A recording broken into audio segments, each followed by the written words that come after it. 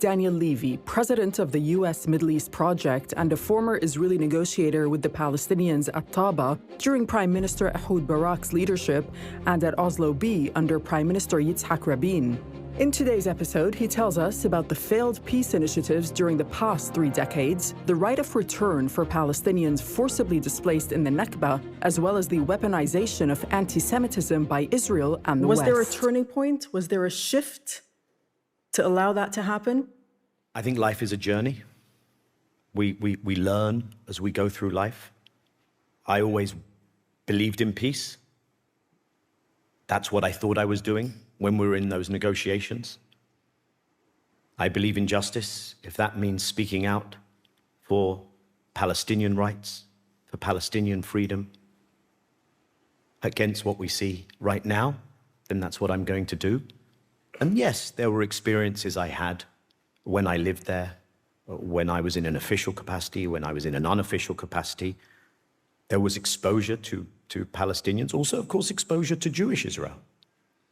I personally believe that Israelis can never have security until Palestinians have security. That equation, the equation that you can impose a regime of structural violence on another people, you can deny another people their basic rights, and you will live with your own security. That equation never works.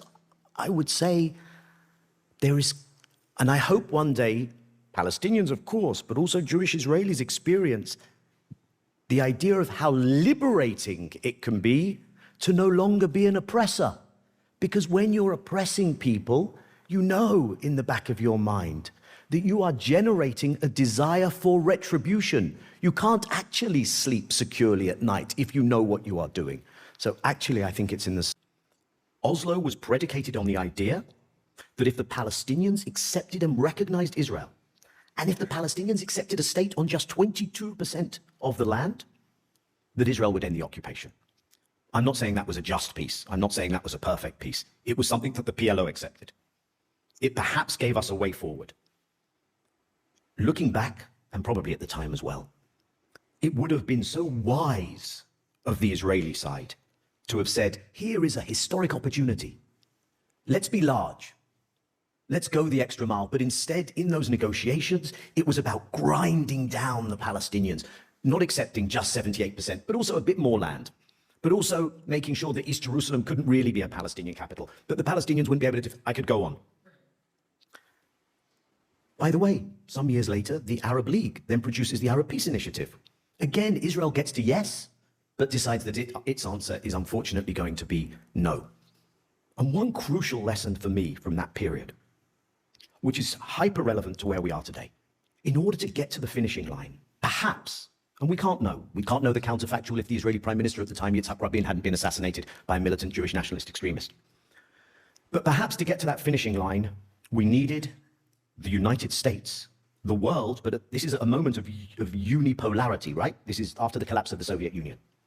Israel needed to be held accountable when it didn't come forward with a serious negotiating proposal, when it continued to build settlements, when it violated those accords. It wasn't held accountable. And I highlight that one specific component because I don't think we could possibly have got to that finishing line unless there was a willingness to leverage some pressure on Israel.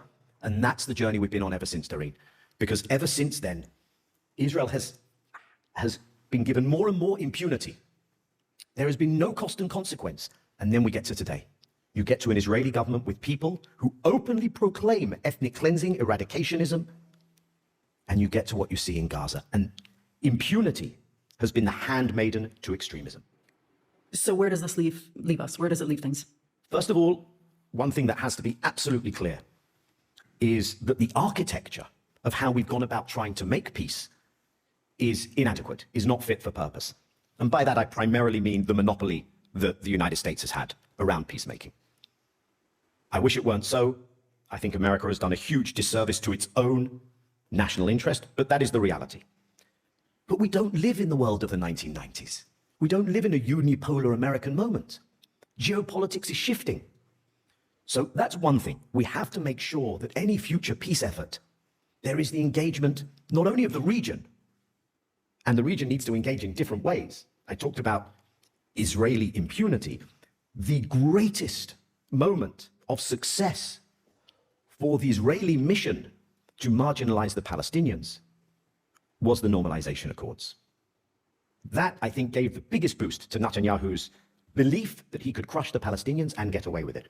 So we need a different architecture with the region, but also with global South actors, which I think is hugely important.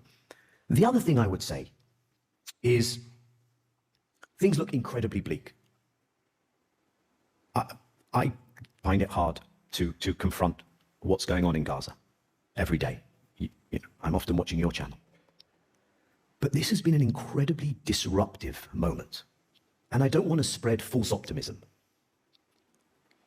But against the backdrop of such bleak times, perhaps this disruptive moment where everything has been turned on its head will cause people to stare into the abyss, because that's where we are right now, certainly for Palestinians. But I would... Okay, so let me ask you this. Do you believe that Palestinians have a right to return? Do you believe that I, as a Palestinian whose father is from Haifa, left in 1948, was kicked out during the Nakba, does he have a right to return? And do I, you, Daniel Levy? I do not think that as someone who never came from that part of the world, my family escaped, on my mother's side, escaped the Holocaust, on my father's side from Eastern Europe. How can I possibly have the right to go and live there if someone indigenous to that land, whose family was driven from there, does not have that right? So that's a yes. I think you could say that. Oh.